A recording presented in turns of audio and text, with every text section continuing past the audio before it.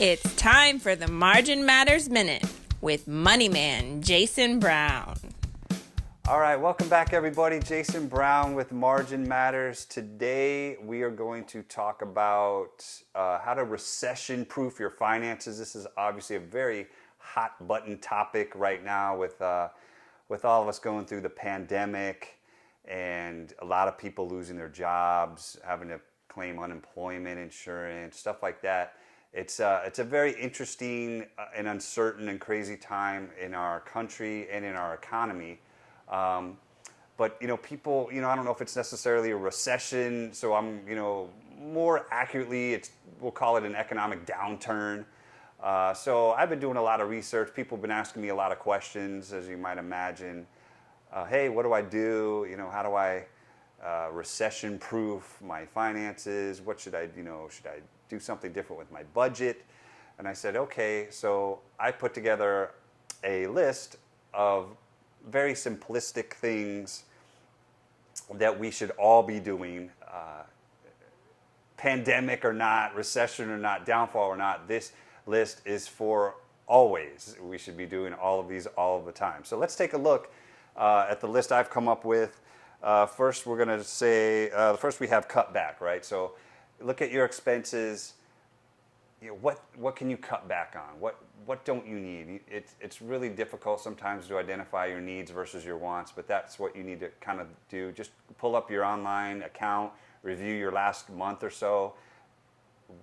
What were some of the frivolous spendings you may have had? What were the things that you needed? What were the things that you didn't? Figure out what you can cut back. This is also a time where you can cut back on a lot of the subscription-based memberships that you might not be using. Are you still paying to go to a gym membership and your gym is still closed? Maybe just cancel your gym membership and re-enroll whenever it's safe to go back to your gym. Stuff like that. Auto insurance. Are you even driving your car right now? Can you either cut off your car insurance or scale back? Maybe go back to a liability based. Figure out ways that you can cut on your car insurance. Just different ways. Just look at your expenses, figure out what you don't need, and just cut some, right? Easy enough, right? Next one, live within your means. This is kind of the same thing, but a little different. So, I always tell everybody the first lesson of life and finances is don't spend more than you make. It's very easy to say and very hard to do. Most Americans spend I think it's something like $1.20 for every dollar that they make. Of course, that statistic varies over the years, but most Americans, live a more of an inflated lifestyle than they should. So just, be smart. Just whatever you're making right now, if you've been furloughed or if you've had to take a pay cut or something like that, if you're having to claim unemployment and it's less than what you were making before, just re-examine your finances. Just spend what you need to spend and don't go crazy with the spending. Next we have pay down debt. This is very important always. Whatever debt you might have, just try to continue to pay it down the best way that you can. I know that the student loan debt crisis is a big deal, and I believe that there's some forbearance now with some of the pandemic stimulus packages where they've allowed you to, I think it's 6 months or whatever it is. Hey, you don't have to make a payment for 6 months or on your student loans. If you have the money to make the payment, just keep making the payments, because all you're doing is adding time. You're prolonging that debt. If you can't make the payment, you're not earning any money. Of course, you can't make the payment.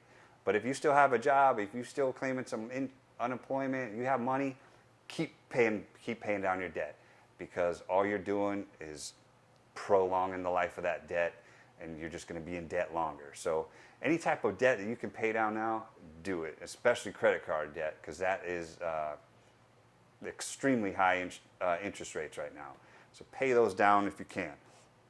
Next, also very important, boost your emergency savings fund. If you have a savings account or emergency fund, if you don't have one, now's a great time to start one, obviously. If you do have one, try to put a little extra in there, because you never know when you're going to need it. Some people call it a rainy day fund. Of course, I've been telling everybody that this pandemic is the greatest wake-up call in our lifetime to get our finances in order. I've been preaching that to anybody who will listen to me. So this is a perfect example. Just put some money in there, have it ready. $1,000. A lot of people say, $1,000 is good. More experts are going to say $2,500 is a good base number to have into a savings account that's available for any emergencies that you might have. Okay, next one is diversify your investments, and I'm going to start by saying I'm no financial expert. I'm not a certified financial coach or a CPA or a financial planner.